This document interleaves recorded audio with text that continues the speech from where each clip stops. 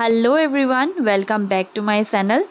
আজি আপোনালোকৰ ওচৰলৈ মোৰ ওচৰত থকা অলপ ফিলোডেণ্ড্ৰন কালেকশ্যন লৈ আহিছোঁ। ফিলোডেণ্ড্ৰন হৈছে এজোপা ইনডোৰ প্লান্টছ, যিসকলে বিচাৰি আছে ইনডোৰত অলপ কালাৰিং প্লান্টছ, বিভিন্ন শ্বেপৰ প্লান্টছ ৰাখিম বুলি ফিলোডেণ্ড্ৰন আপোনালোকৰ কাৰণে বেষ্ট চইচ হ'ব।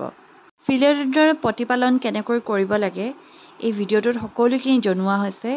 কেনেকৈ মাটি প্ৰস্তুত কৰিব লাগে, ইয়াত পানী কেনেকৈ দিব লাগে, আৰু বিশেষকৈ গৰমৰ দিনত ফিলোডেণ্ড্ৰনবোৰ কেনেকৈ ৰাখিব লাগে আপোনালোকে এই ভিডিঅ'টোৰ জৰিয়তে সকলোখিনি জানিব পাৰিব। তেতিয়াহ'লে ভিডিঅ'টো লাষ্টলৈকে চাই থাকিব, আশা কৰিছোঁ আপোনালোকে ভাল পাব চাই পিনি। এতিয়া আমি জানি লওঁ আহক ফিলোডেণ্ড্ৰনৰ বাবে কেনেধৰণৰ মাটি প্ৰস্তুত কৰিব লাগে। প্ৰথমতে ইয়াত ল'ব 40% নৰ্মেল গাৰ্ডেন চইল, 20% কোকোপিট, 20% বাৰ্মি কম্পোষ্ট। যদি বাৰ্মি কম্পোষ্ট আপোনালোকৰ ওচৰত এভেইলেবল নাই তেতিয়াহ'লে গোবৰ ব্যৱহাৰ কৰিব পাৰে, আৰু সেয়া আপোনালোকে শুকান গোবৰ ব্যৱহাৰ কৰিব। তাৰপাছত ইয়াত দিব 5% ৰাইচ হাক্স। যদি ৰাইচ হাক্স আপোনালোকৰ নাথাকে তেতিয়াহ'লে বালি ব্যৱহাৰ কৰিব পাৰে, আৰু দিব 5% ফাঞ্জিচাইড পাউডাৰ, 5% নিম কেক পাউডাৰ আৰু 5% বোন মিল পাউডাৰ।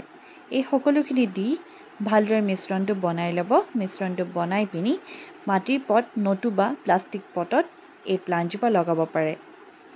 এতিয়া আমি জানি লওঁ পানী ইয়াত কেনেদৰে ব্যৱহাৰ কৰিব। পানী সদায় ফিংগাৰ টেষ্টিং কৰিহে ব্যৱহাৰ কৰিব। আপোনালোকে প্ৰথমে চাই ল'ব মাটিখিনি শুকান নে তিতি আছে। যদি ভিজি আছে তেতিয়াহ'লে ইয়াত পানী ব্যৱহাৰ নকৰিব। যিহেতু ইয়াত কোকোপিট দিয়া হৈছে, কোকোপিটে বহুতখিনি পানী ধৰি ৰাখে, সেয়েহে সদায় টেষ্ট কৰি পিনিহে পানী ব্যৱহাৰ কৰিব। আৰু যিহেতু এতিয়া গৰমৰ দিন, পানী অলপ ঘনাই ব্যৱহাৰ কৰিলেও ইমান একো প্ৰব্লেম নাই।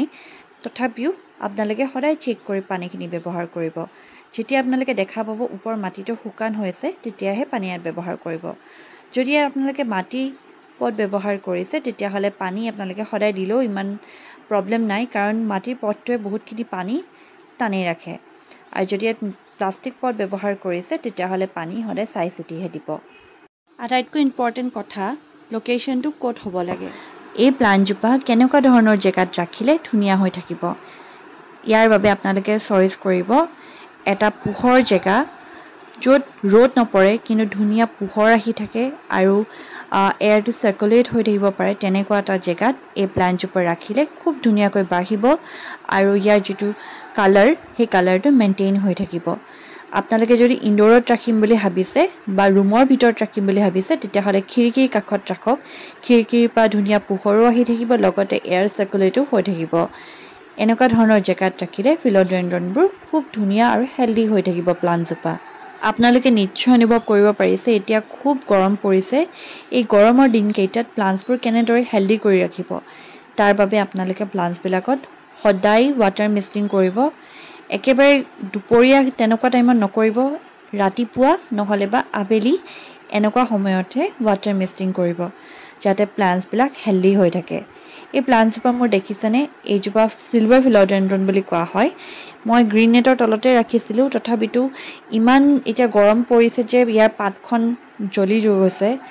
খুব বেয়া লাগিছে মোৰ দেখি পিনি। মই তাৰ বাবে আপোনালোককো দেখাই দিছোঁ যাতে আপোনালোকে ভালদৰে প্লাণ্টছবোৰ ৰাখে, যাতে এনেকুৱা ধৰণৰ অৱস্থা নহয়। এতিয়া আমি জানি লওঁ প্ৰপগেশ্যন কেনেকৈ কৰিব। ফিলোডেণ্ড্ৰন প্ৰপগেশ্যন কৰিবলৈ খুব সহজ। আপোনালোকে দেখিছে শিপা ওলাই আছে, এই ৰুট অংশখিনিত আপোনালোকে যদি কাটি পিনি প্লাণ্টজোপা ক'ৰবাত লগাই ৰাখে তেতিয়াহ'লে নিশ্চয়কৈ আপোনালোকে নতুন এজোপা প্লাণ্ট পাব পাৰিব। পানী দিও লগাব পাৰে, নতুবা অকল বালি নহ'লে অকল কোকোপিটত আপোনালোকে লগাই ৰাখক, ধুনীয়াকৈ নতুন এজোপা প্লাণ্ট আকৌ পাব পাৰিব। আশা কৰিছোঁ মোৰ আজি এই ভিডিঅ'টো চাই আপোনালোকে ভাল পাইছে। যদি আপোনালোকৰ ওচৰত ফিলোডেণ্ড্ৰন নাই তেতিয়াহ'লে নিশ্চয়কৈ কালেক্ট কৰিব, খুব এজোপা ধুনীয়া প্লাণ্টছ হয়। আৰু লগতে মই ইয়াত এটা ইনফৰ্মেশ্যন দি থৈ যাব বিচাৰিছোঁ। মই ইমান দিন কিয় মোৰ ভিডিঅ'ৰ পৰা ব্ৰেক লৈ আছিলোঁ, কাৰণ মই সৰুকৈ এটা ব্যৱসায় আৰম্ভ কৰিছোঁ। মোৰ এখন নাৰ্চাৰী খুলিছোঁ। আপোনালোকে যদি বিচাৰে বিভিন্ন ধৰণৰ প্লাণ্টছ কিনিবৰ বাবে মই ইয়াতে মোৰ নাম্বাৰটো দি দিম, আপোনালোকে কানেক্ট কৰিব। আৰু কেনেকুৱা ধৰণৰ প্লাণ্টছ আপোনালোকে যদি চাব বিচাৰে তেতিয়াহ'লে মোক কমেণ্ট কৰিব, মই নেক্সট ভিডিঅ' তাৰ ওপৰত লৈ আহিম। প্লিজ মোক আগবঢ়াই নিয়াত আপোনালোকে সহায় কৰিব। তেতিয়াহ'লে আজিলৈ আহোঁ।